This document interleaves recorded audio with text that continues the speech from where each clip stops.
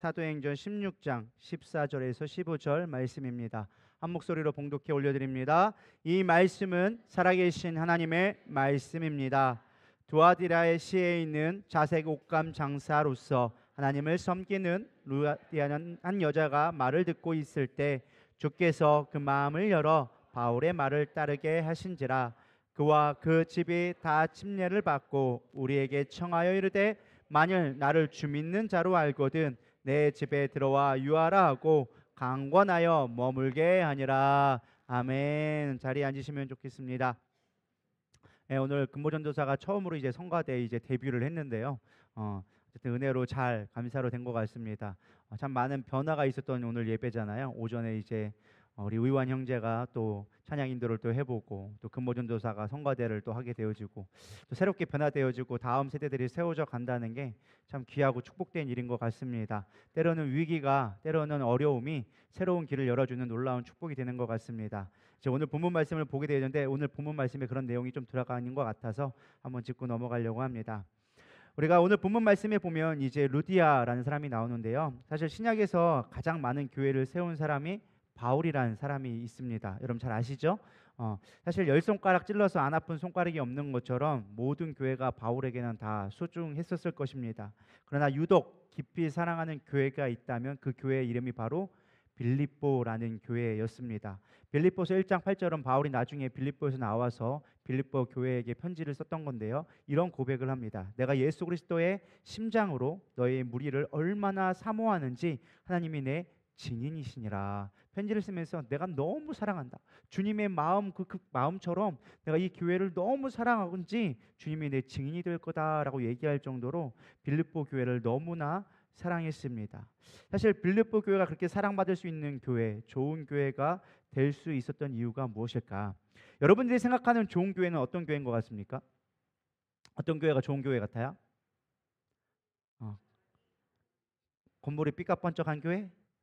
아니, 교회 시스템이 잘 돼 있는 교회? 목사님이 유명한 교회? 어떤 교회 여러분 볼 때는 좋은 교회인 것 같아요? 물론 어떤 교회요? 좀 제가 원하는 답이 안 나왔어요. 누리다 같은 교회 이런 대답이 나왔으면 좋겠다라는 생각을 했는데 아무도 그런 대답을 안 하시네. 그 정도로 자부심을 갖지 않으면 안 되는데 조금 할렐루야. 좋은 교회가 어떤 교회라고요? 할렐루야. 그런 교회에 대해 축복합니다. 그런 교회라고 믿습니다. 할렐루야. 정말로 우리가 좋은 교회가 된다는 건 사실 쉬운 일은 아닙니다. 근데 사실 이런 좋은 교회는 훌륭한 건물이나 좋은 시스템이나 유명한 목사님이 아니라 사실 성도들에 따라서 좋은 교회냐 나쁜 교회냐가 결정이 되어집니다. 주님 보시기에 좋은 교회는 좋은 성도가 있는 교회가 좋은 교회가 되는 것입니다. 할렐루야. 우리 누리다교회는 좋은 교회인가요? 사랑받는 교회인가요? 아멘. 여러분 그렇게 되기를 소망합니다. 근데 중요한 건 좋은 성도는 도대체 어떤 성도가 좋은 성도일까? 이게 사실 실제적인 문제예요. 좋은 교회, 좋은 성도가 있으면 좋은 교회가 되어지는데 그러면 좋은 성도는 어떠한 모습일까? 이게 오늘 본문에서 같이 나누고자 하는 내용입니다. 사실 교회가 부흥하는 원리를 보면은 우리가 생각할 때는 막 수많은 사람들, 물론 영적인 여러 가지 복합적인 요소들이 있겠지만 사실 성경에서 가르쳐주고 있는 교회의 부흥은요 생각보다 심플합니다. 요한복음 12장 24절에 그 힌트가 나와 있는데 우리 한번 읽어보도록 하겠습니다. 시작.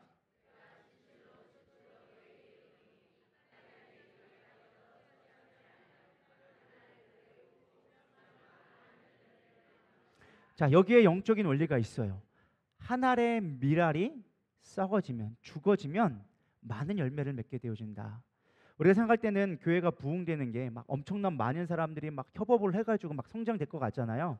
근데 사실 그렇지가 않더라고요.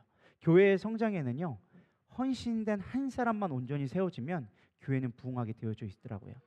제가 보니까 실제적인 사례들이 너무나 많이 있었습니다. 우리가 이번에 필리핀에 선교를 가잖아요. 김종태 선교사님 이제 뭐더라? 오지양 선교님 선교사님의 있는 곳으로 가는데 선교사님의 이제 부흥 이야기를 들어보면 그 원리가 이 원리가 그대로 적용되어 있는 것을 보게 되어집니다. 여기 보면 물론 김종태 선교사님의 리더십과 성령의 역사 여러 가지가 있겠지만은 자넷이라는 한 여집사가 헌신되어지고 정말 충성되게 감당함으로 말미암아 그 교회가 엄청나게 부흥한 것을 우리는 역사 가운데 볼 수 있습니다. 우리가 불과 10여 년 전에 갔을 때만 해도 우리가 거기서 이제 쉽게 말하면은 가정교회를 세웠던 교회가, 건물이 있는 교회가 6, 7개밖에 되지 않았습니다. 하나를 막 짓고 있었고 뭐 하나 6개 정도 그 정도였거든요. 그리고 이제 김준성 형님이 이렇게 얘기했대요. 나는 교회를 세울 테니까 12교회를 세울 테니까 너희들은 12명 전도해라. 야, 12명 전도하는 게 쉽냐? 12교회를 세우는 게 쉽냐? 그러니까 당연히 12명 전도가 쉽겠죠. 라고 얘기했겠죠. 근데 실제로 12개 교회를 세웠을까요? 못 세웠을까요? 세우고도 넘쳐서 지금 거의 20개 가까이 되는 교회를 세웠습니다. 엄청난 교회를 세우고 성도들은 12명을 전도했을까 안 했을까요? 하고도 남아가지고 지금 한번 추수감사할 때 모이면은 3, 4천 명이 모일 정도로 엄청난 많은 교회로 성장하게 되어졌다라는 것입니다. 근데 그런 부흥의 열매가 어디서 나왔느냐? 한 성도의 희생으로 말미암아 시작되어졌다라는 것입니다. 또 하나의 역사를 볼까요? 우리가 뭐 멀리 있는 얘기 하지 않습니다. 우리 인도의 윤사무엘 선교사님, 우리 다니엘도 여기 있는데 사하란푸르라는 그 지역에 보면 사실은 엄청난 그곳은 우상이 숭배했던 지역입니다. 여러분들이 인도를 가보신 분은 알겠지만 우상 숭배에 거의 판을 친다고 해도 얘기가 아닙니다. 근데 그곳에 한 집사님이 이름이 뭐였더라? 혹시 다니엘 기억하니? 몰라. 쟤는 같이 살았는데도 몰라. 왜 맨날 사는데도. 거기 한 집사님이 여집사님이 있어요. 근데 인도인인데 정말로 가다가 복음지 하나 듣고 하나님을 믿고 사모하는 마음으로 정말로 하나님 앞에 기도했을 때 그 여집사 한 명으로 인하여져서 사하란푸르 지역에 수십 개의 교회가 세워지고 수많은 영혼들이 구원받게 되는 것들을 보게 되어집니다. 제가 깨달은 게 그거예요. 아하, 제가 예전에 생각할 때는 우리 전 교인 성도가 변화되어야지 막 교회가 하나 되어야지 막 했는데 그게 아니더라고요. 하나님의 영적인 원리는 한 사람이 죽어지면 교회는 세워진다. 할렐루야. 오늘 그 성경의 인물이 바로 루디아라는 인물이 나옵니다. 빌립보는 정말 황폐했던 곳이었어요. 하나님을 믿는 사람이 거의 없는 황폐한 곳이었지만 이 한 사람 루디아라는 한 여집사 한 명으로 인하여져서 빌립보 교회가 세워지고 바울이 볼 때 너무나 사랑스러운 교회, 하나님이 보실 때 너무나 아름다운 교회로 성장되게 되어졌다라는 것입니다. 저는 그래서 오늘 루디아를 통하여서 우리 누리다의 성도가 루디아처럼 되기를 축복합니다. 그럼 루디아는 어떻게 하나님 앞에 쓰임받고 그렇게 교회를 세워가고 하나님 앞에 축복받는 성도가 될 수 있었을까 살펴보면 첫 번째는 경건한 삶을 추구할 때 하나님이 쓰신다라는 것입니다. 당연한 이야기가 아니냐라고 하지만 사실 당연한 이야기가 아닙니다.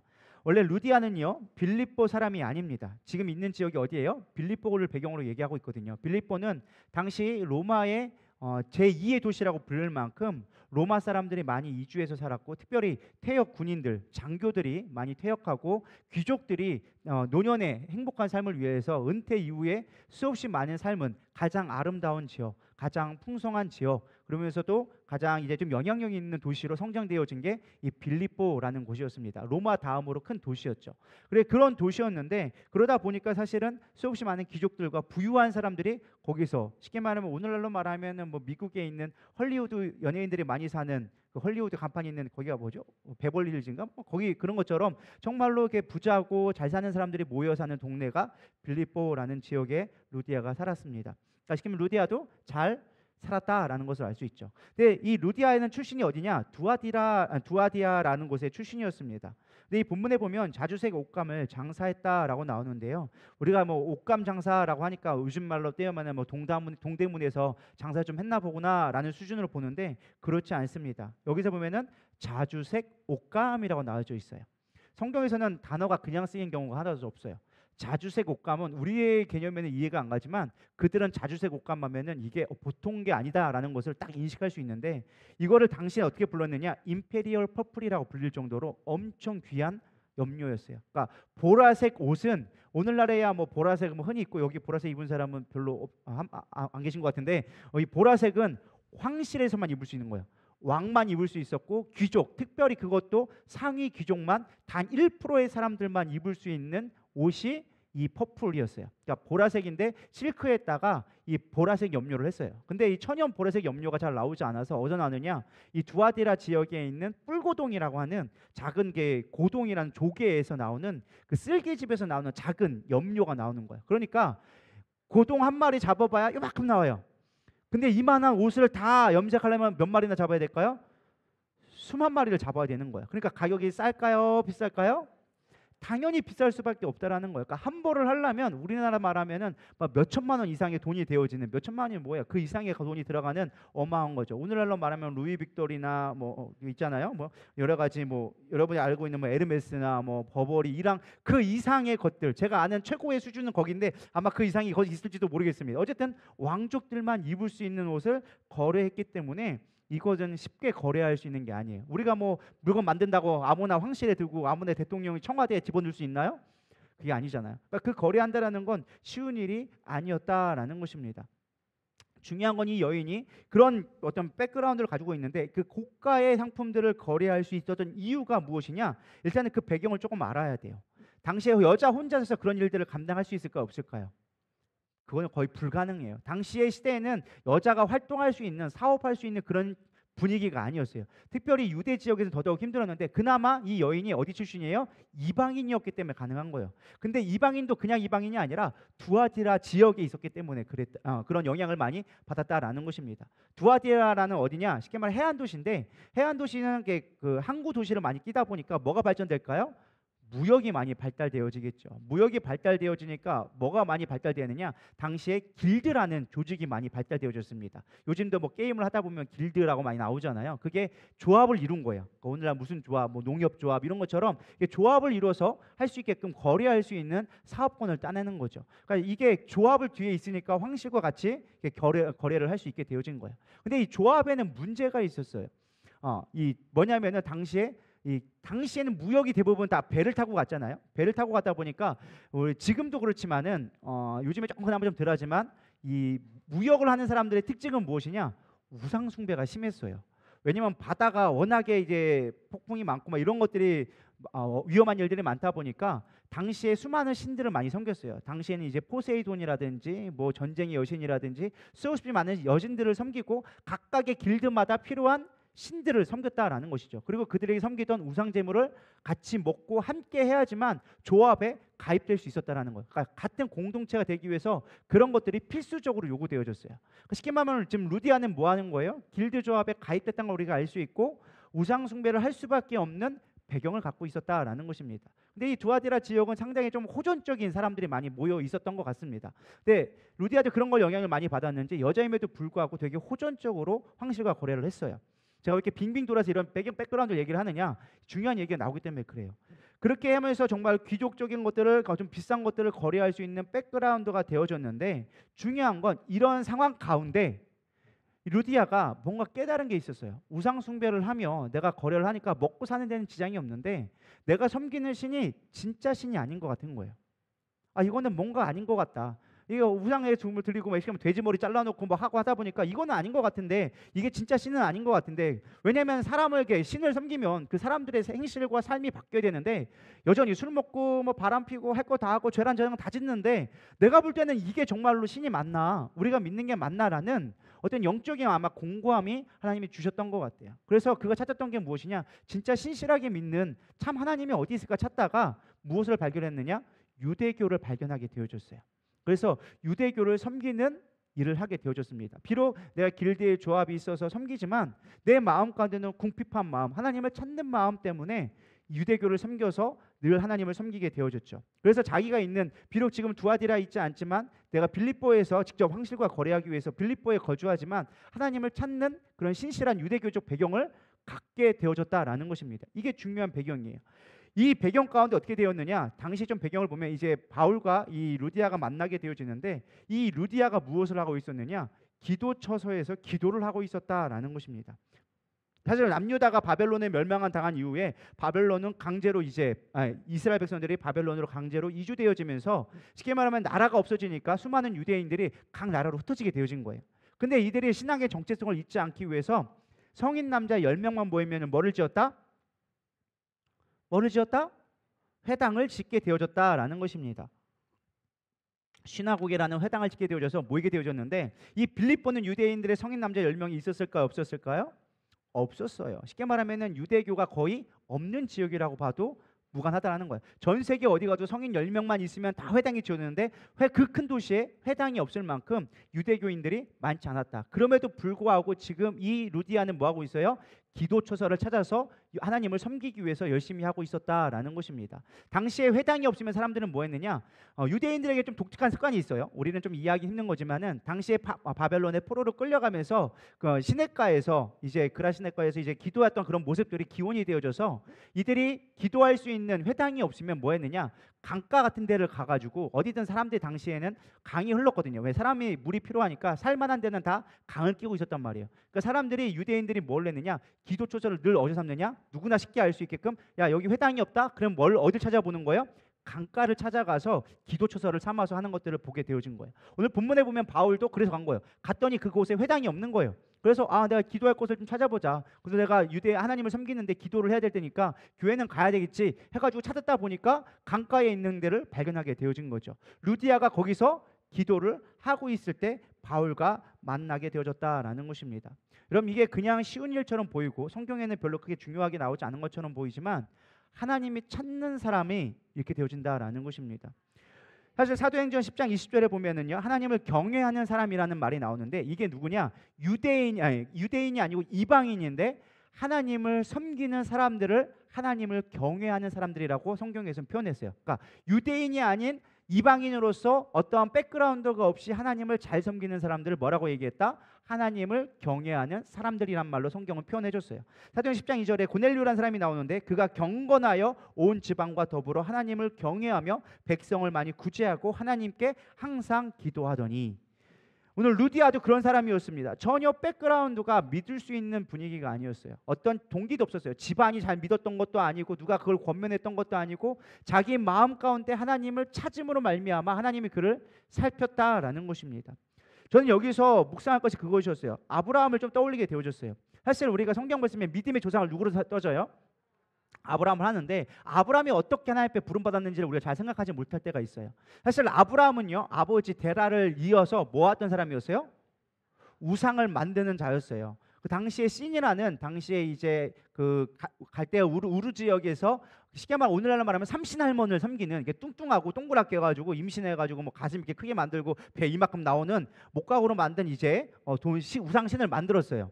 제가 그냥 여러분 재밌으라고 하는 이야기가 아니라 그런 신을 만들었어요. 그걸 조각을 해가지고 그것을 팔아와서 이거를 갖고 있으면 임신을 하게 됩니다 라고 얘기했던 거예요. 그래서 당시 사람들은 그것을 사고 그것에 빌어가지고 놓고 빌어가지고 임신하게 해주세요 라고 얘기했다는 것이죠. 당시에 고대 사회에 있어서 임신을 하지 못한다는 건 저주를 받은 거였어요. 그러니까 여성에게 가장 중요한 임무는 뭐예요?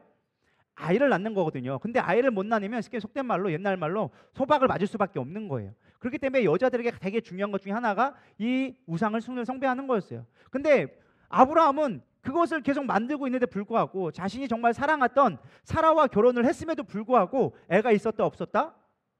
없었다. 그러니까 아브라함 마음에는 뭐가 의심이 들기 시작하는 거예요. 아니, 삼신할머니를 만들어서 그 신을 팔고 그 신을 섬기는데 왜 나한테는 애가 안 생겨? 이게 실질적인 고민이에요. 그러니까 어떤 생각이 들었냐? 이 신은 진짜다 가짜다? 가짜다. 이건 가짜 같다. 그렇다면 진짜 신이 있을 것이다. 왜? 오늘날에는 신이 없다라고 하는 사람들도 많지만 당시 고대 사회는 반드시 신이 있다고 다 믿었어요. 다 신들의 세계였기 때문에 신이 반드시 있다라는 생각을 누구나 갖고 있었어요. 고정관념 자체가 그래. 프레임 자체가 막 신이 없다 이런 개념이 아니라 반드시 진짜 신이 있다라고 생각을 했어요. 그러면서 누굴 찾은 거예요? 진짜 신이 누군가 찾았을 때 하나님이 두루 보시다가 하나님 에덴 동산에서 떠나서 그 후손 가운데 하나님을 찾는 자가 없는 거예요. 그러다가 진짜 신이라는 것 찾는 자에게 보니까 아브라함이 진짜 신을 찾고 있네. 그래서 아브라함에게 짠 나타나가지고 얘기한 거예요. 내가 너에게 자식을 약속해 줄게. 네가 지금 자식 때문에 염려하고 있지? 내가 진짜 신인 거를 내가 너희 가운데 증거로 보여줄게. 그러니 나를 믿어라 라고 얘기하니까 아브라함이 내가 주님을 믿습니다.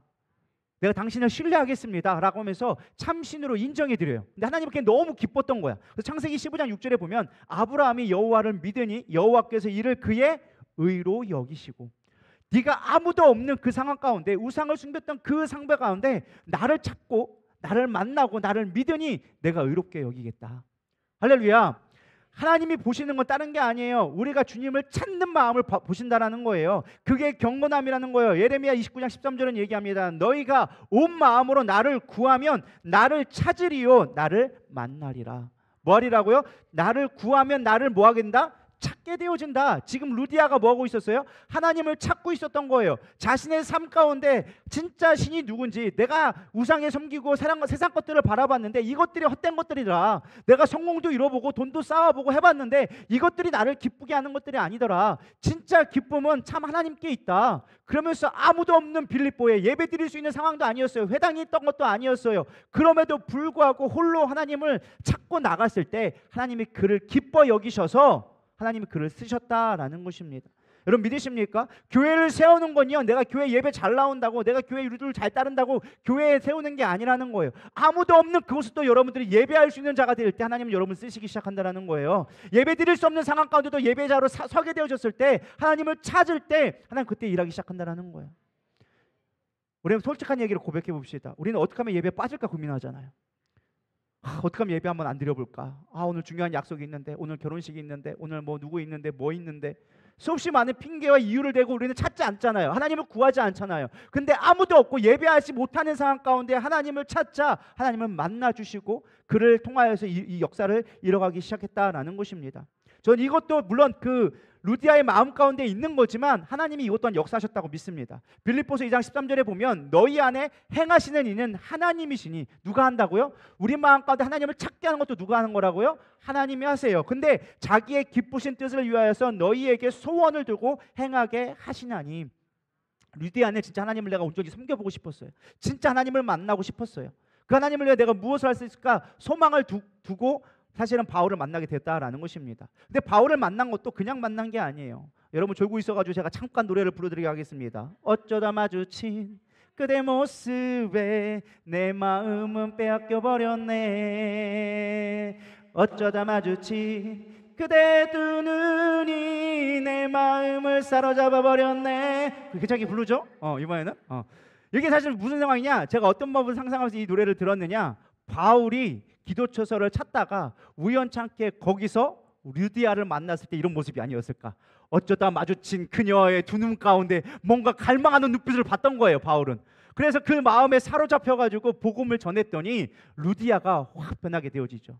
그 마음에 소원을 두었던 거야. 내가 하나님을 섬겨야지. 근데 그 말씀을 내가 모르겠어. 어떻게 하면 내가 알 수 있을까? 하나님을 내가 어떻게 더 깊이 알아갈 수 있을까? 그 갈망이 있으니까 하나님이 바울을 보내게 되었다라는 것입니다. 또 바울의 이야기도 참 재밌어요. 원래 바울은요, 앞에서 막 선교 잘하고 있다가 내가 아시아로 가가지고 내가 복음을 증거해야지 하면서 이미 계획을 쫙 세놓고 이미 출발했단 말이에요. 가고 있는데, 자, 우리 한번 읽어볼까요? 사도행전 16장 6절에 10절 그 앞에 있는 말씀 읽어보겠습니다. 시작.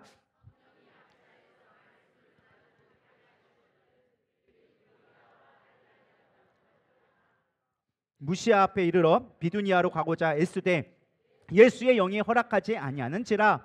무시아를 지나 드로아를 내려갔는데 밤에 환상이 바울에게 보이니 마게도냐 사람 하나가 서서 그에게 청하여 이르되 마게도냐로 건너와서 우리를 도우라 하거늘 바울이 그 환상을 보았을 때 우리가 곧 마게도냐로 떠나기를 힘쓰니 이는 하나님이 저 사람들에게 복음을 전하라고 우리를 부르신 줄로 인정함이로라. 아멘. 지금 바울은 아시아로 가고 싶었는데 하나님이 뭐 하셨다? 막으셨어요. 그래도 무시하고 지금 바울은 뭐 했어요? 나는 갈래요 하고 갔으니까 성령님께서 아예 막으셨어요. 그리스도형에 나타나서 아예 막으시면서 꿈에 환상을 통해 보여주기 시작하는 거예요. 뭐라고 보냈냐? 한 사람에 나타나서 우리를 도우라, 마게도냐로 와서 우리를 도와라 라고 얘기하는 거예요. 이게 누굴까요? 누군 것 같아요? 루디아예요. 루디아. 하나님, 내가 하나님의 말씀을 듣기를 원합니다. 하나님의 정말 뜻대로 살기를 원합니다. 하나님, 내가 무엇을 해야 될 거예요? 나에게 좀 하나님의 말씀을 가르쳐 주세요. 나는 하나님을 알고 싶어도 몰라요. 그러니까 하나님은 뭐 하시는 거예요? 잘 가고 있던, 선교 잘하고 있던, 지금 막 부흥이 일어나는 그곳에 하나님은 바울을 보내지 않으시고 그를 막으셔서 단 한 사람을 위해서 바울의 그 선교 여행을 바꿔버리셨다라는 거예요. 믿으십니까? 이게 사모하는 자의 모습이에요. 교회의 부흥은 딴 데서 일어나지 않아요. 이렇게 사모하는 마음, 주님을 내가 어떻게 기쁘시게 할까, 주님의 뜻 하나님을 알고 싶어하는 그 자를 통하여서 하나님은 역사를 이뤄가기 시작한다는 거예요. 겉보기에는 우연찮게 만난 것처럼 보여도 그냥 만난 게 아니라 사모하는 마음 가운데 하나님은 하나님의 사자를 보내기 시작한 거예요. 이와 똑같은 이야기가 또 사도행전 10장에 보면 나와져 있습니다. 고넬료라는 이방인이죠. 아까 경건한 사람, 이방인이었어요. 백부장이었어요. 자신의 힘도 가지고 다 가졌지만 자신의 가진 힘과 권세가 아무것도 아닌 것 같더라는 거예요. 그래서 내가 하나님을 온전히 섬겨야지 하면서 하나님을 경외하면서 기도하니까 하나님이 갑자기 음성을 주셨어요. 야, 어디에 가면은 어떠한 사람이 있을 건데 그 사람을 만나서 데려와라. 그럼 너희 집에 내가 하나님 됨을 보여줄 수 있는, 가르쳐줄 수 있는, 내가 누구인지 알아줄 수 있는 자를 보내줄 터이니 그걸로 사람을 보내라. 보냈어요. 보내니까 어떻게 됐어요? 바울도 환상 중에 기도하고 있는데 갑자기 환상이 보여주는 거예요. 야, 내가 속되다한 거, 거룩하지 못하다한 거 너 먹어라. 나 못 먹어요. 하나님이 부정한 거 어떻게 먹어요? 야, 내가 먹으라는데 네가 말이 많다. 야, 네 뜻대로 하지 말고 내 뜻대로 해야지. 네가 뭐 잘났어. 내가 시키는 대로 해야지. 그러면서 까라면 까 해가지고 바울이 알겠습니다. 그럼 제가 그러면 취할게요 해가지고 부정한 짐승을 취하게 되어지죠. 그 말씀이 딱 떨어지자마자 누가 왔어요? 이방 사람들이 오게 되어진 거예요. 난 이방인에게 복음을 증거할 수 없습니다 라고 얘기하니까 아니다. 그들도 내가 선택한 거다. 내 건데 왜 네가 부정하다고 얘기하느냐. 그렇게 해서 보내서 베드로를 보내가지고 고넬료 집에 가가지고 기도해서 그 집안이, 온 집안이 구원받고 그로 인하여서 로마와 유럽까지 복음을 선포하는데 길을 썼다라는 것입니다. 하나님의 역사는 이와 같은 거예요. 신실한 사람, 하나님을 정말 찾는 사람, 하나님을 온전히 구하는 사람을 통하여서 하나님은 교회를 세워가기 시작하는 거예요. 좋은 성도는 어떤 성도냐? 다른 데 있지 않습니다. 내가 하나님을 간절히 찾는 자, 어떤 상황 가운데도 하나님을 예배할 수 있는 자, 예배가 없다고 해서 아싸 휴가다 이번에 놀러 가야지 하는 게 아니라 뭐 하는 거예요? 여러분의 있는 곳에서 기도할 수 있는 자가 된다라는 거예요. 이렇게 얘기했는데 눈치껏 알아들었겠죠. 이제 뭘 얘기하는지. 눈치 모르는 사람들은 이제 뭔 소리요 하고서는 갑자기 이런 소리 왜 하나 할지 모르겠지만 눈치껏 하시기를 바랍니다. 하나님은 그런 사람을 통해서 교회를 세워간다는 거예요. 나가는 아무나나 네가 열심히 하니까 내가 세워줄게, 그게 아니라는 거예요. 그럴 것 같으면 벌써 부흥됐죠. 하나님은 중심을 보신다는 거예요. 어디에 있든 어떤 상황에 있든지 하나님을 바라볼 수 있어야 돼요.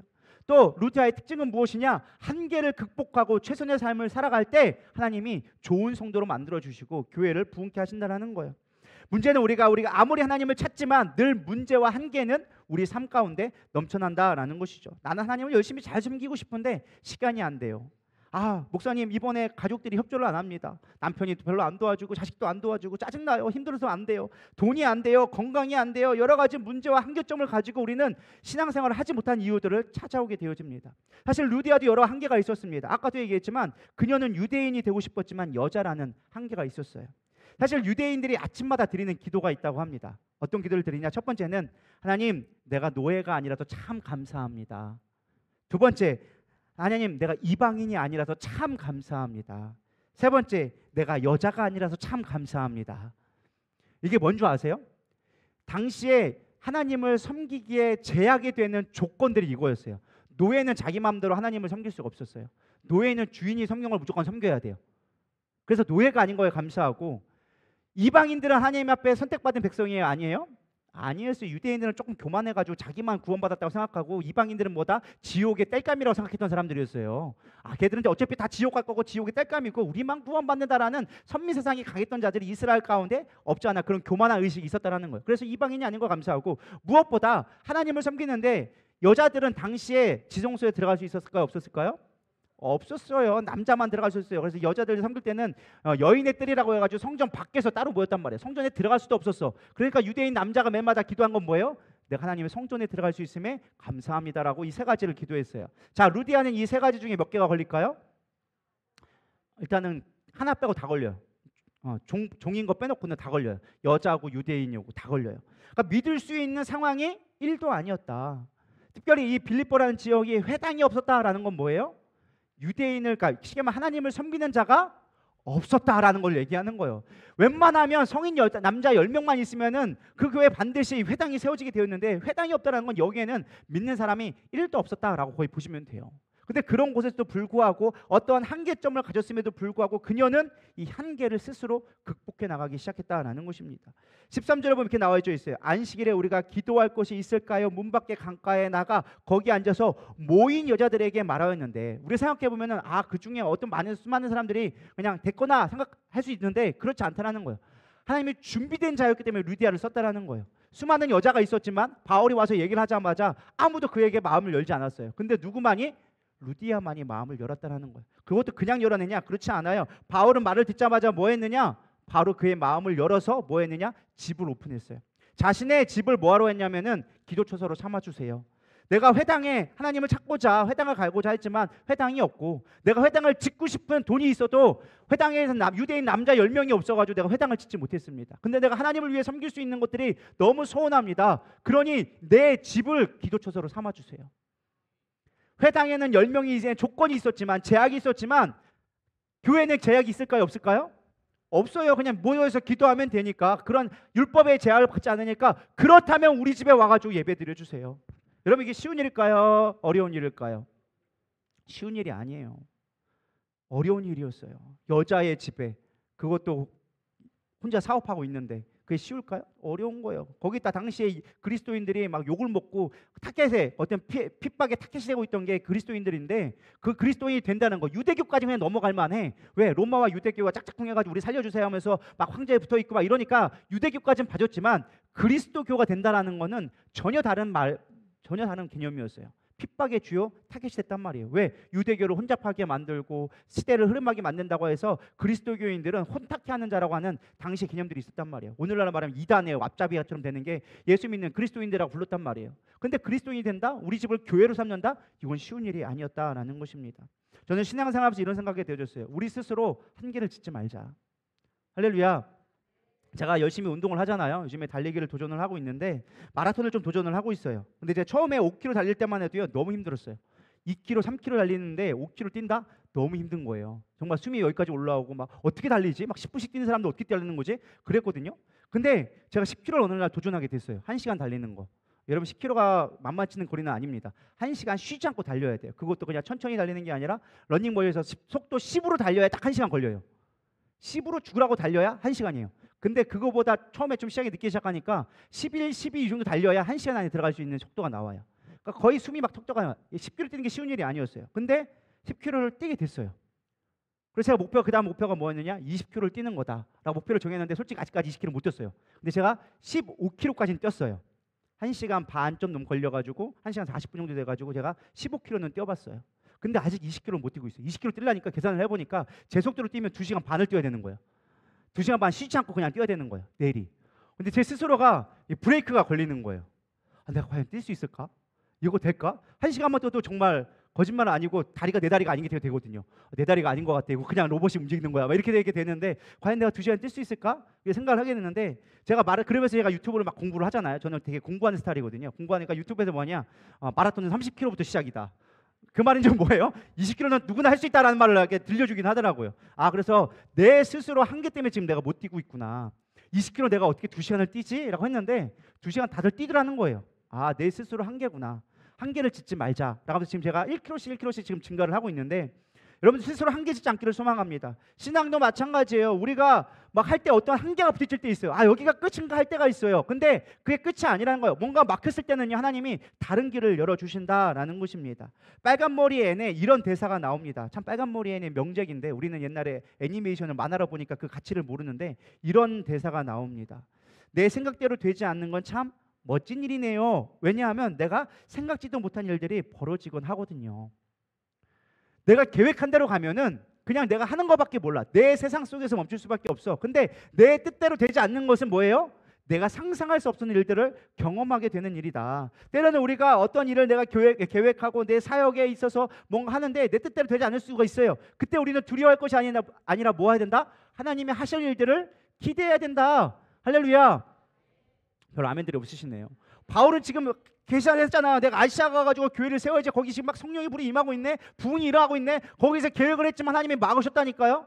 근데 그 마감으로 말미암아 누굴 만나게 됐어요? 루디아를 만나게 됐고, 루디아를 통해서 빌립보 교회가 세워졌고, 그 빌립보를 통하여져서 아시아, 유럽 지역까지 복음이 증거되는 핵심의 기조를 하나님이 세우셨다는 거예요. 내가 계획하고 꿈꿨던 것이 아니라 막히고 힘들고 제한되어졌지만 그것을 벗어났을 때 하나님의 놀라운 역사를 하게 하신다는 거예요.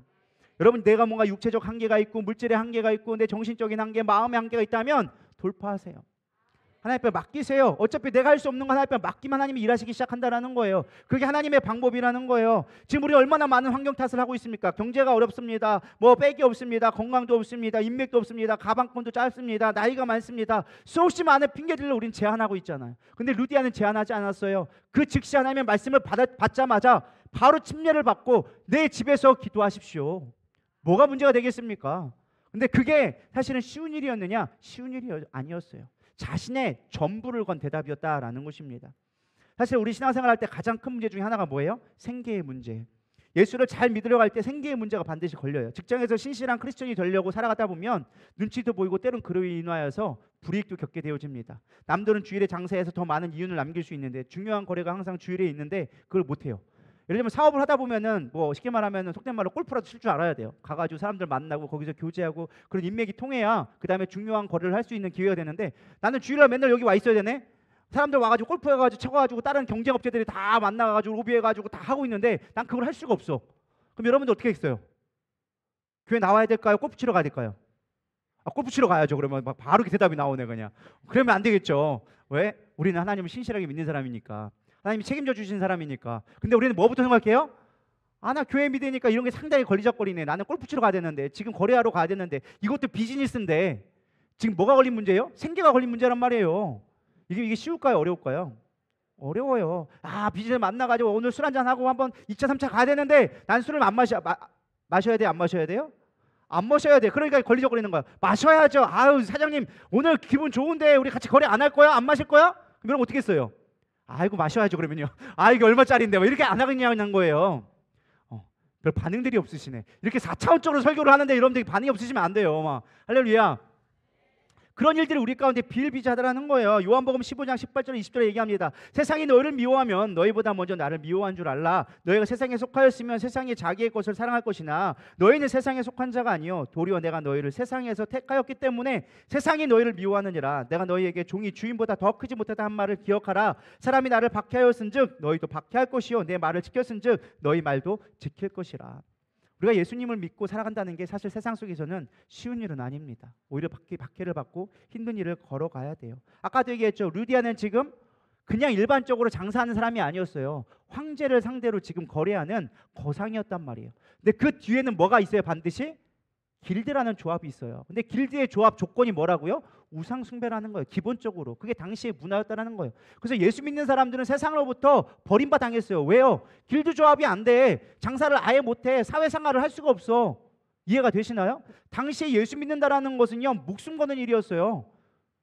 유대교에서 출교한다. 우리는 뭐 그냥 까이고 뭐 다른 종교 다른 교회 가면 되지 쉽게 생각하지만 그런 개념이 아니라 사회적으로부터 완전한 고립이 되어지는 거예요. 경제 활동을 할 수 없고 생계가 이제 보장받을 수 없는 삶으로 간다는 게 당시에 예수를 믿는다라는 거였어요. 왜냐하면 당시에 로마와 교역을 해야 된단 말이에요. 무조건 로마를 끼고서는 장사를 해야 돼. 이해가 되시죠? 왜? 로마의 지배를 당하니까. 그러니까 로마에게 잘 보여야 돼. 그럼 로마가 뭘 했느냐? 정책이 팍스 로마나라고 해서 로마를 황제로 신으로 섬겨라. 그래서 로마 황제만이 우리의 주인이시다. 그래서 원래는 그리스도라는 말이 우리의 구원자라는 말이 예수님한테 했던 말이 아니었어요. 로마 황제에게 했던 말이었어요. 당신이 우리의 주인입니다. 당신이 우리의 구원자입니다라고 로마 황제를 찬송할 때 로마 황제가 그리스도입니다라고 얘기했는데 예수 믿는 사람들이 와가지고 뭐라고 고백해요? 로마 황제가 주인이 아니라 예수님이 우리 주인입니다라고 얘기하니까 얘들이 화가 난 거예요. 너 우리한테 반역하는 거야? 우리한테 객이냐? 니들 이렇게 잘났어? 하면서 타켓을 정한 거예요. 그러면서 본을 삼아야 될 거 아니에요. 객이면 안 되니까. 원래 그렇잖아요. 여기 다 말 안 는다고 다 때릴 수 없잖아요. 그럼 누구만 패는 거예요? 한 놈만 패는 거예요. 죽도록. 그러면 다른 놈들은 다 알아서 말 듣게 되어져 있거든요. 당시에 로마가 그렇게 한 거예요. 다 말을 잘 듣게 하려면 뭐 해야 돼? 한 놈만 패면 돼. 누구만 패면 돼? 예수 믿는 것만 패면 되는 거예요. 그럼 예수 믿는다고 하면 다 패면은 알아서 다들 기거든. 로마 황제가 신입니다. 다 알아서 섬기거든. 그래서 예수 믿는 사람만 죽으라고 핍박했던 거예요. 근데 지금 루디아는 뭐 하고 있는 거예요? 예수 믿는데 가장 앞잡이하고 있는 바울을 자기 집에 들어왔어요. 그리고 자기 집을 뭐라고 했어요? 예배당을 삼은 거예요. 그럼 뭐예요? 예수 믿는 사람이네. 자기 사역에 지금 비즈니스에 뭐예요? 아주 큰 타격이 오는 거예요. 그냥 가만히 있으면 잘 먹고 잘 살 수 있는데 예수 믿는다는 이름 하나 때문에 자기의 모든 것을 이룰 수 있는 절체절명의 순간이다라는 것입니다. 거기다가 바울이 가만히 있었으면 얼마나 좋겠어요? 뒤에서 사고를 쳤어요. 바울이 어떤 사고를 쳤느냐? 그 뒤에 보면 나와져 있어요. 바울이 이제 루디아의 집에 지내면서 유대인들을 찾아다니면서 회당을 지으려고 하고 유대인들을 어쨌든 구원하려고 막 전도 사역을 선교 사역을 하고 있는데 갑자기 어떤 여자가 와가지고 바울을 보더니 얘기한 거예요. 오, 하나님의 구원자이십니다. 당신은 하나님의 종이십니다. 우리를 구원할 자입니다. 막 얘기를 하는 거예요. 처음에는 귀찮으니까 이렇게 조용해 그런 거 하는 거 아니야. 뭐 하면서 막 피했는데 얘가 따라다니면서 얘기하는 거예요. 당신은 구원자입니다. 당신은 하나님의 사람입니다. 얘기하는 거예요. 알고 봤더니 이 여자가 당시에 그 빌립보 도시에서 끝발이 있는 주인의 종이었어요. 여종이었는데 귀신을 접해가지고 이게 쉽게 말하면은 원래 무당들이 그거잖아요. 점괘를 그냥 자기가 보는 게 아니라 뭐 때문에 그런 거예요? 옆에 있는 장모님이 말씀하십니다. 동자 스님이 얘기하네요 하면서 막 이렇게 얘기하잖아요. 똑같은 거예요. 귀신 들려가지고 얘기하고 있는 거예요. 똑같이. 그러니까 귀신은 귀신같이 안다 모른다?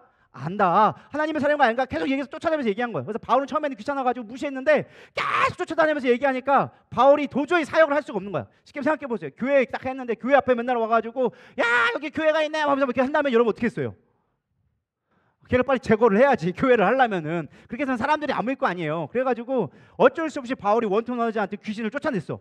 그러니까 귀신을 쫓아내면 이제 영빨이 있을까요 없을까요?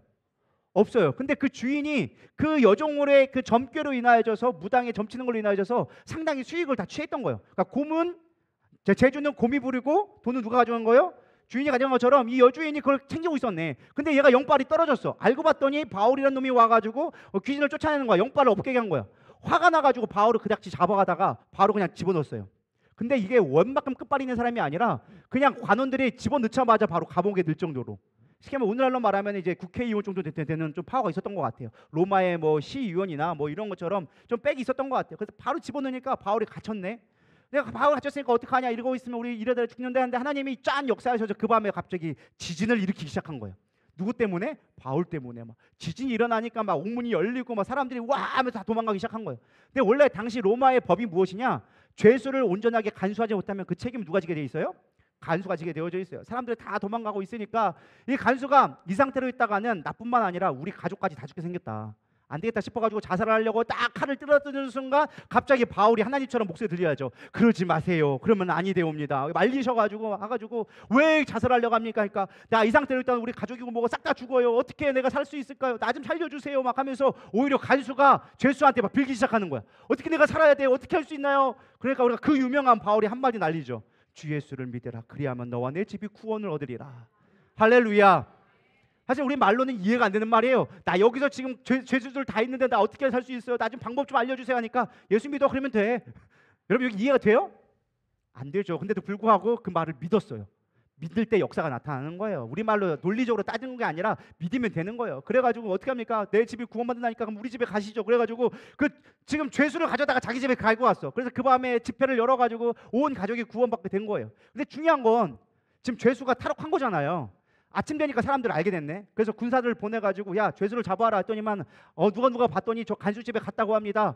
그래서 간수를 보냈어. 가가지고 딱 잡아오려고 하니까 바울이 여기서 꾀를 내기 시작한 거예요. 야 내가 로마 사람인데 이렇게 함부로 잡아도 되냐? 내가 이방 사람들이면 이해하겠는데 나 로마 시민권자야. 당시에 로마 시민권자는 함부로 처결할 수가 없었어요. 로마 황제의 척결이 있어야지만 살인을 할 수 있었던 거예요. 그러니까 사형을 낼 수 있었어요. 그러니까 나 로마 시민인데 나 특권이 있는데 나 이렇게 함부로 건들면 안 돼. 나 이방인 아니야. 그러니까 그들이 쫄았어. 가만히 그 백그라운드를 봤더니 야 다소지방에 꽤나 유력한 집안의 아들이거든. 바울이 생각보다 백그라운드가 좋았어요. 그래가지고 우리 집안이 이런 집안이야. 그러니까 너 그런 집안이었어? 함부로 건들면 안 되겠네. 내가 연주를 다 알아보니까 그 집안 좀 힘 좀 있는 집안이네. 안 그러니까 그럼 이번에는 없던 일을 할 테니까 빨리 이 도시를 좀 나가세요. 여기 있으면 사람들이 더 이상 소동하면 안 될 것 같으니까 조용히 보내줄 테니까 조용히 떠나세요 하고서는 사건을 일으켰어요. 그렇게 바울이 풀려나고 루디아의 집에 가서 인사를 하고 이제 떠나게 되어지는 게 이게 짧은 내용의 16장의 짧은 내용인데 중요한 건 거기서 끝났으면 얼마나 좋겠어요? 그렇게 하면은 교회를 해야 될까요? 안 해야 될까요? 그 정도 상황이라면 여러분 같은 입장이라고 한다면 여러분도 했는데 그 바울 목사가 왔어. 거기 있다고 가지고 왔어. 그러면 계속 그 교회를 해야 될까 말아야 될까요? 해야 돼요? 믿음 좀 좋으셔라. 여러분 그것 때문에 여러분의 사업을 다 날아갈 수 있는데 여러분의 직장을 다 잃을 수 있는데 예를 들어 생각해 보세요. 목사가 지금 저기 북한에 잡혔어. 집에 공산주의를 생각해보고 목사 잡혔다가 피신해가지고 여러분 집에 와 있어. 근데 그걸 옆에 있는 사람이 신고하면 여러분들 같이 잡혀가는데 여러분 그거 신고 안 하겠어요? 목사님 우리 집에 어서 오세요 할 수 있을 것 같아요? 헤어져야 되는데 목사님만 헤어져하고 나머지는 다 이렇게 하고 있는데 쉬운 일이 아니라는 거예요. 그럼에도 불구하고 지금 뭐했다? 루디아는 감내하고 교회를 계속 이어갔다라는 것입니다. 빌립보서 1장 3절에서 5절에 보면 바울이 이렇게 고백합니다. 내가 너희를 생각할 때마다 나의 하나님께 감사하며 간구할 때마다 너희 물을 위하여 기쁨으로 항상 간구하면 바울이 너무 기뻐서 뭐 때문에 기뻤느냐? 너희가 첫날부터 이제까지 복음을 위한 일에 참여하고 있기 때문이라. 자, 교회를 문 닫았을까요? 안 닫았을까요? 안 닫았다는 거예요. 포기하지 않았다는 거예요. 바울도 갔고 남은 거는 자기가 짊어져야 될 뭐 자기가 개척했나? 그냥 바울 와가지고 잠시 있었던 것밖에 아닌데 그럼에도 불구하고 교회를 세워가기에 힘썼다라는 것입니다. 여러분, 우리 신앙 가운데 위기가 찾아와요. 생업의 문제로 인하여 하나님을 섬기기 힘든 순간들이 와요. 그럴 때 우리의 하나님은 믿음을 보기 시작하는 거예요. 성경에 보면 하나님이 꼭 우리에게 꼭 전부를 요구하실 때가 있어요. 여러분, 부자 관원 이야기 여러분 잘 알잖아요.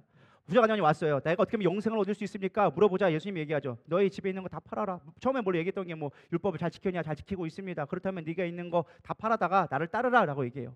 어떻게 보면은 예수님이 돈을 요구하는 것처럼 보이지만 그게 아니라는 거예요. 뭐예요? 그의 중심을 보기 원하셨다는 거예요.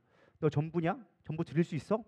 똑같은 이야기가 어디 나오냐? 구약에도 나와요. 아브라함 이야기 나오죠. 하나님이 정말 약속해서 주신 이삭을 바치라고 얘기해요. 아니, 하나님이 멀뚱하게 이에 있다가 갑자기 이삭을 바치라고 할까? 하나님이 이삭이 필요해서 그랬을까요? 야, 이삭 나한테 좀 보내줘라. 내가 잘 취할게. 이삭 바치면 내가 잘 취할게. 이삭 때문에 하나님이 아브라함에게 이삭 바치라고 했을까요? 아니에요. 하나님이 아브라함이 믿음이 있는지 없는지 확인하려고 이삭을 바치라고 했을까요?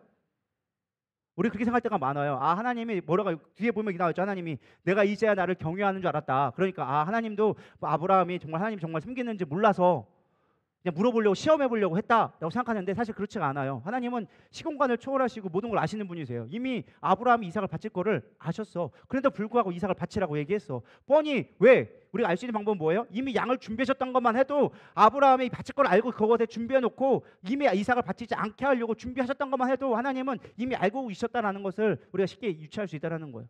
그럼 왜 아브라함에게 그렇게 시켰냐라는 거예요. 네 전부를 걸으라고 왜 해봤냐라는 거예요. 결론은 무엇이냐? 아브라함에게 믿음을 주기 위해서였어요. 내가 너를 선택한 이유는 딱 하나야. 네가 나를 의롭게 여기기 때문에, 나를 찾았기 때문에, 내가 나를 믿는다고 얘기했기 때문에 내가 그걸 의로 여겼거든. 근데 내가 너를 불렀는데 너 나 잘 안 믿잖아. 우리가 어떻게 아브라함이 안 믿는지 알 수 있느냐? 자, 처음에 알아볼까요? 처음에 뭐였어요? 내가 아들을 줄게 라고 약속했는데 아들을 빨리 줬어요? 좀 늦게 줬어요? 조금 준비하느냐 하나님이 시간이 걸리셨던 것 같아. 사라를 준비하냐고. 근데 그가 믿음을 시험하기 위해서 하나님이 시험해봤는데 아브라함 그걸 못 견디고 뭐 했어? 하갈을 취해가지고 이스마엘을 낳았단 말이에요. 내가 약속했는데 왜 나를 못 믿냐? 너 나 믿는다며. 준다고 믿는다며. 근데 그 가운데 잠깐 못 믿어가지고 25년 못 기다려가지고 했어? 그거 아니잖아. 근데 거기다가 또 하나님이 내가 약속의 땅에 넣어줄게 했는데 가나안 땅에 갔어야 되는데 지금 가나안 땅에 갔다가 이거 못 살 땅이네. 그래가지고 어디로 가요? 애굽으로 도망가잖아요. 약속의 땅을 줬는데 약속의 땅이 아니라 지금 딴 데 가고 찾고 있는 거예요. 자기 방법 찾고 있는 거예요. 하나님 믿었다 안 믿었다? 우리는 아브라함이 엄청 믿음 좋은 것처럼 얘기하지만 죄송합니다 아브라함 선배님 별로 믿음이 없었어요. 그러니까 하나님 보시기에 야, 너 믿음 없잖아. 좀 믿음 있는 거 좀 확인 좀 해봐라. 내가 너 믿음 키워줄게. 그래가지고 하나님이 뭐 하려고? 믿음 키워주려고. 할렐루야. 너 진짜 믿음 있다며. 그럼 믿음 있는 거 내가 키워줄 방법을 무엇이냐? 너의 가장 귀한 거 줘봐. 그거는 진짜 그걸 원해서가 아니라 네 믿음 키우려고. 때론 우리의 삶 가운데 한계가 와요. 어려움이 와요. 너 정말 나에게 최선을 다해라. 너의 전부를 걸어라 라고 얘기해요. 하나님 우리가 드리는 헌신이나 물질 때문에 우리한테 드리라는 게 아니에요. 네 믿음 키우려고. 왜? 믿음이 돼야 하나님의 나라를 세울 수 있으니까. 교회는 그냥 세워지는 게 아니라 믿음으로 세워지는 거니까. 할렐루야. 그리고 제가 엄청 찔리네요. 믿음이 없는 것처럼 보였어. 할렐루야. 여러분 믿음이 있어야 돼요. 믿음이 있어야 교회가 세워지는 거예요. 믿음이 있어야 좋은 성도 되는 거예요. 겉보기에 화려하고 겉보기에 잘한다고 좋은 성도가 아니라 믿음 있는 성도, 내가 어떠한 환경과 위험이 있다 할지라도 주님을 선택할 수 있는 그 한 사람을 말미암아 하나님은 교회를 세워가시는 거예요. 저와 여러분이 그렇게 되기를 소망합니다. 어차피 교회 내 거 아니에요. 주님이 하시는 거예요. 주님의 것이에요. 믿으십니까? 그래서 내 인생을 하나님 앞에 맡기는 그 믿음이 통과될 때 하나님 일하시기 시작한다는 거예요. 이런 믿음을 드릴 수 있기를 축복합니다. 하나님 앞에 100% 드린다고 내 삶이 끝나는 게 아니에요. 우리는 가끔 혼돈할 때가 있습니다. 이거 드리면 하나님 나 힘들면 어떡하지? 나 어려움 당하면 어떡하지? 근데 놀라운 건 뭔지 아세요? 잠깐의 어려움이 있을 수 있겠지만은 지나고 보면 그보다 더 좋은 것을 하나님 우리 가운데 주신다라는 것입니다. 하나님이 원하시는 건 우리의 물질이 아니에요. 우리의 시간과 헌신이 아니에요. 여러분들의 믿음을 보시기 원하시는 거예요.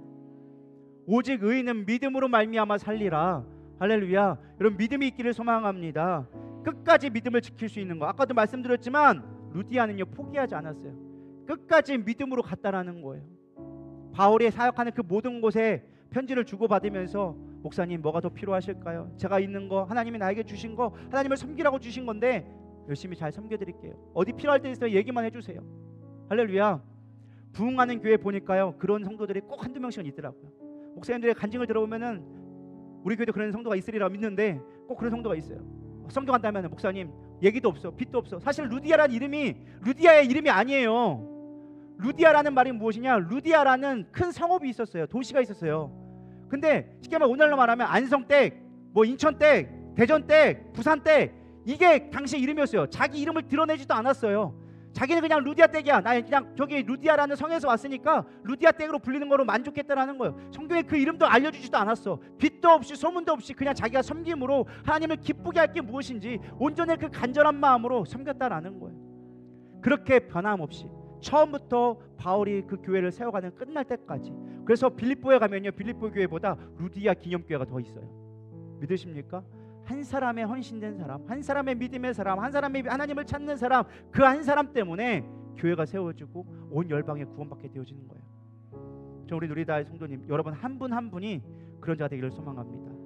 여러분들이 어디를 가든 어디에 있든 그렇게 하나님을 신실하게 섬길 수 있는 사람. 한 번의 순종은 누구나 할 수 있어요. 잠깐의 기간 동안 우리가 섬길 수는 있어요. 그러나 시작부터 마칠 때까지 함께 할 수 있는 사람은 쉬운 건 아니에요. 루디아는 그 길을 감당했다는 거예요. 바울이 이 빌립보를 썼을 때 누구한테 편지를 쓴 걸까요? 빌립보 교회를 향해 썼겠지만은 누구에게? 루디아에게. 바울이 그렇게 기쁘고 사랑했던 게 누굴까요? 루디아를 사랑한 거예요. 죄송하지만 목회자도 사람인지라 수없이 많은 성도가 있어요. 다 귀하죠. 다 축복해주고 싶고 다 잘 되기를 원해요. 근데 유독 마음에 가는 성도들이 분명히 있어요. 죄송한 말이지만 진짜 마음에 가는 성도가 있어요. 어떤 사람? 신실하게 섬기는 사람, 빚도 없이 섬기는 사람. 목사님 선교 가시면 목사님 조용히 와가지고 이거 갖다 성도한테 쓰세요. 성도사님들 대접해 주세요. 어려운 사람들 도와주세요. 이거밖에 못 드려서 죄송해요. 아무도 관심하고 선교하라고 해도 관심도 없는 사람들도 있는데 내 정물을 팔아서, 그게 심지어는 그냥 있어서 드리는 게 아니었어요. 그동안 적금 부어놓은 거 깨가지고 목사님 가서 쓰세요. 근데 그런 사람 망할 것 같나요? 아니더라고요. 하나님 또 회복시켜 주시더라는 거예요. 여러분, 인생에 하나님께 내가 전부를 드릴 수 있는 믿음만 있으면 하나님이 이끌어 가시는 거예요. 성경에 단 한 번 짧게 두구잡게 나오지 않는 비록 루디아였지만 하나님의 놀라운 역사에 있는데 무명으로 이름도 없이 빛도 없이 하나님의 나라를 세워갔던 정말 위대한 자가 바로 루디아 같은 여인이었습니다. 우리 누리의 성도들이 그 되기를 축복합니다. 저는 오늘 찬양을 준비하면서 어떤 찬양을 할까 하다가 내 마음의 한 자리라는 이 찬양이 생각났어요. 이 뒤에 후렴구에 보면 내 마음의 한 자리, 가장 귀한 그 자리, 주 오셔서 앉으소서 주님만 나의 보배라는 가사가 나옵니다. 여러분에게 오늘 마지막 질문하고 싶습니다. 지금 주님이 이 땅에 지금 이 시간 이곳에 오셔서 너는 나를 위하여서 무엇을 줄 수 있겠니? 라고 물어본다면 여러분 무엇을 드릴 수 있겠습니까? 지갑에서 찾아봐가지고 10,000원짜리 하나 찾아가지고 주님 이거 드릴까요? 그런 게 아니라 여러분의 마음의 중심을 드릴 수 있는, 주님 내 마음에 임하여 주시옵소서. 내가 주님을 온전하게 나의 주인으로 섬기길 원합니다. 그렇게 고백할 수 있는 저람 되기를 소망합니다. 우리 이 시간 찬양하면서 기도로 나아가겠습니다.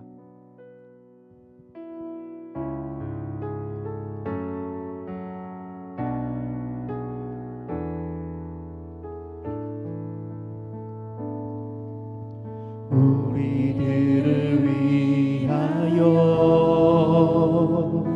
십자가에 못 박혀 모든 죄를 용서하사 의인 삼아 주신 주, 어떤 일이 있어도 나를 버리지 않고 죽기까지 사랑하신 나의 귀한 예수님, 내 마음의 한 자리, 가장 귀한 그 자리, 주 오셔서 앉으소서 주님만 나의 보배, 내 마음의 한 자리, 가장 귀한 그 자리, 주 오셔서 다스리소서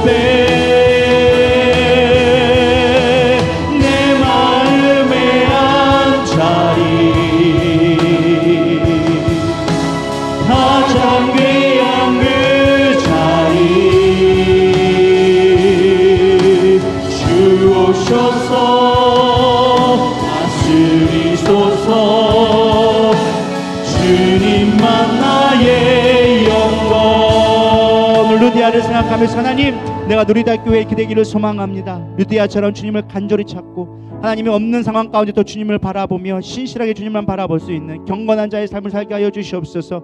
나의 삶 가운데 위협이 닥쳐온다 할지라도 주님 앞에 나의 전부를 걸고 믿음으로 도전할 수 있는, 어떠한 한계가 온다 할지라도 온전히 주님 앞에 적극적으로 날아갈 수 있는 그런 믿음을 나에게 허락하여 주시옵소서. 우리 고백하는 마음으로 주여 한번 부르며 기도하며 나가겠습니다. 기도하시겠습니다. 주여. 하나님, 누리다 교회가 하나님의 좋은 교회 되기를 소망합니다. 하나님의 사랑하는 교회 되기를 소망합니다.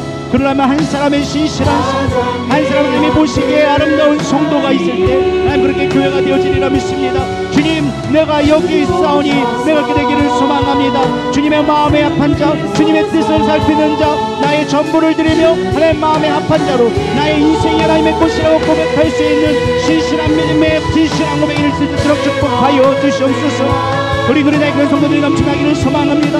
어디 가든 교회를 세워가며 어디 가든 축복의 사람, 어디에 가든지 교회를 세우는 사람, 한 사람 한 사람의 교회를 세워갈 수 있는 내가 되게 하여 주시옵소서. 그저 따라오는 삶이 아니라 교회를 세워가며 하나님의 영혼을 위하여져서 적극적으로 나갈 수 있는 믿음의 사람들 되게 하여 주시옵소서.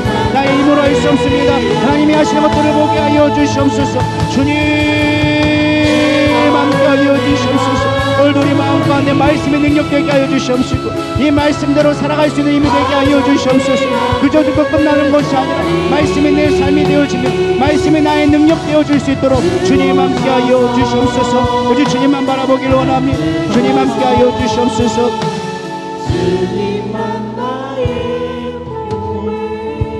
하나님, 우린 연약한 자입니다. 연약한 자입니다. 그러나 주님, 주님의 놀라우신 그 능력을 의지하며 나가기를 원합니다. 때는 우리 삶 가운데 힘들고 어려운 일들, 우리가 감당하기 어려운 일들이 우리에게 닥쳐올 수도 있습니다. 뻔히 보이는 길일 수도 있습니다. 그러나 우리가 믿음으로 가게 하여 주시옵시고 나의 전부를 들릴 수 있는 믿음, 나의 중심이 향할 수 있는 믿음, 하나님 앞에 합격되어지는 믿음 되게 하여 주시옵시고 어디에 있든지 주님을 찾아갈 수 있는 신실한 성도들로 변화시켜 주시옵소서. 하나님의 좋은 교회 되기를 원합니다. 좋은 성도, 사랑받는 성도 되기를 원합니다. 어차피 인생 걸었다면 전부 걸어야 되지 않겠습니까? 여기와 세상을 아버지 두 다리 걸치면서 양다리로 어떻게 살아갈 수 있겠습니까? 이기게 하여 주시옵소서. 주님만이 나의 고백되게 하여 주시옵소서. 이제는 우리 주 예수 그리스도의 은혜와 하나님의 무한하신 사랑과 성령님의 내주 교통 이루하심이 하나님의 신실하게 찾고 하나님을 온전히 믿기 원하는 이들 위에, 이들의 가정과 사업 위에 지금으로부터 영원토록 함께 계실지어다. 아멘.